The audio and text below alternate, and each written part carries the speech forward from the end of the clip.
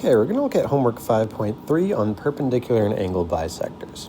So first, we're trying to see, does the information allow us to conclude that this point P lies on the perpendicular bisector of RS or the angle bisector of DEF?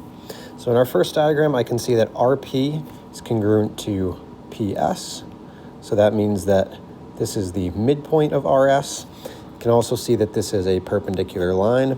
So that means that this line that P is on is perpendicular and goes through the midpoint. It must be the perpendicular bisector, so the answer is yes. Second diagram, I can see that the line, including point P, is perpendicular to RS, and I also see that TS is congruent to TR. And so by the perpendicular bisector theorem and its converse, we can actually say that T must be on the perpendicular bisector, and if T is on the perpendicular bisector, well, P is also on that same line, so we can also conclude yes. Similarly, in number 3, we want to know, is it on the angle bisector? Well, we were given that PD is the same length as PF.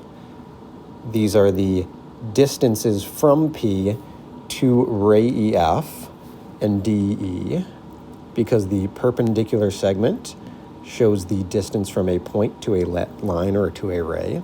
And then by the angle bisector theorem in converse, we can say that, well, point P must lie on this angle bisector, and it must be because these two segments are congruent. The distances are equal to the end, so we would also say yes.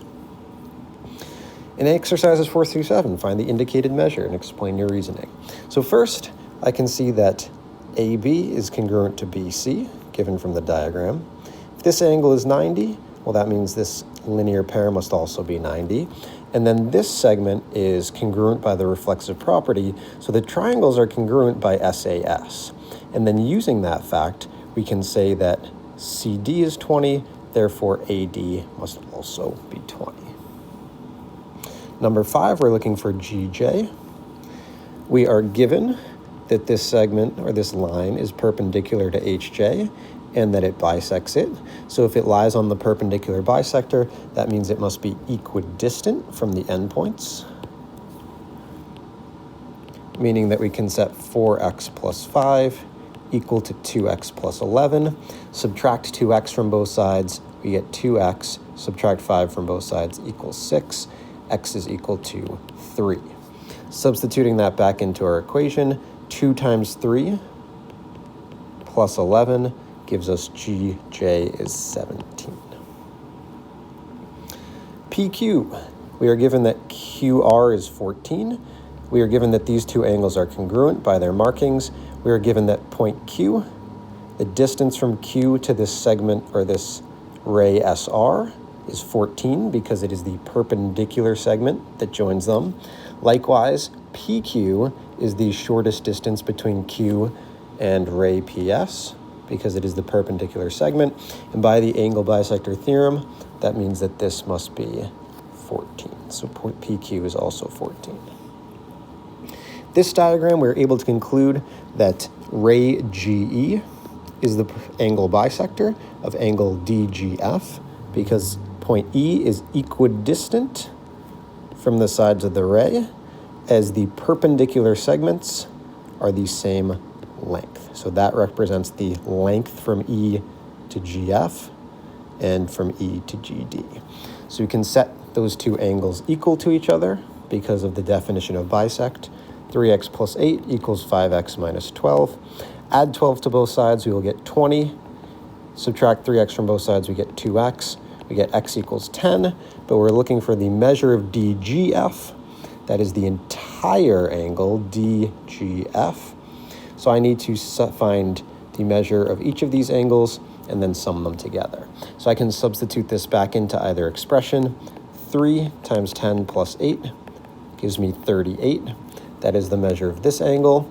Since it's bisected, I know this is also 38, and 38 times 2 gives me 76 degrees. Okay. Again, we're looking at whether we can tell it's on the perpendicular bisector or on the angle bisector. In the first diagram, I'm given these two congruent segments, so I know that this is the midpoint, but I'm not given these angles. So I don't know that it's perpendicular, so I say not enough information. Okay.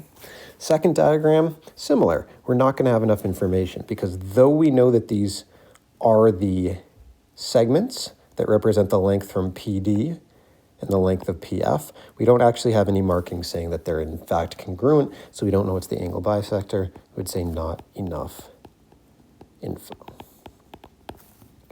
But in this last diagram, we can conclude P is on the angle bisector. We are given that the length ED is the same as the length EF, and these are the shortest distances from point E to the rays. And so we can say by the angle bisector theorem that yes, P must be on the angle bisector.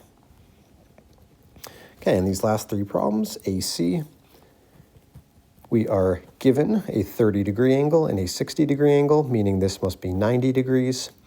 We are also given that these two segments are congruent. So the perpendicular bisector theorem and its converse, they tell us that these two segments, AB, must equal BC. We can set them equal, so we can say negative x plus 25 equals, well, I'm going to distribute. 3 times 2x is 6x. 3 times negative 8 is negative 24. Going to add x to both sides, giving me 7x. Going to add 24 to both sides, giving me 49. And we get x equals 7. I can substitute that back in to either side. I'm going to choose this side. And so I get negative 7 plus 25 is equal to 18. Meaning AB is 18, BC will also be 18, and that makes the whole length AC 36. This next diagram, I want the measure of angle LNM. So LNM. Okay. By this diagram, I can see that this segment and this segment are congruent.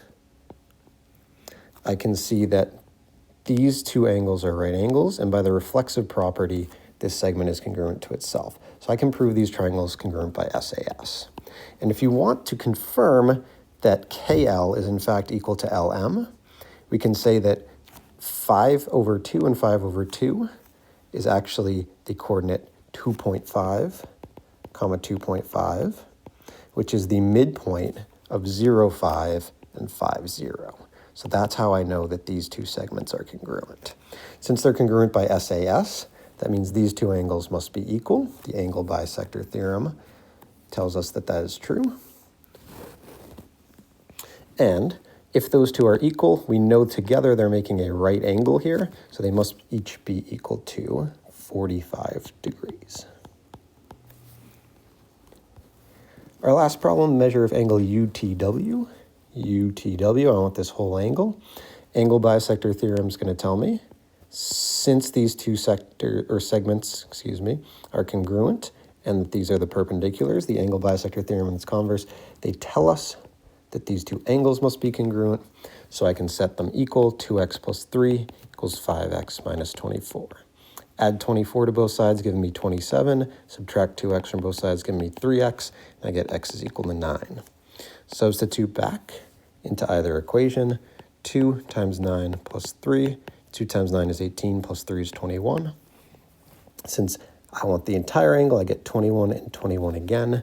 So 2 times 21, or 21 plus 21, is 42 degrees.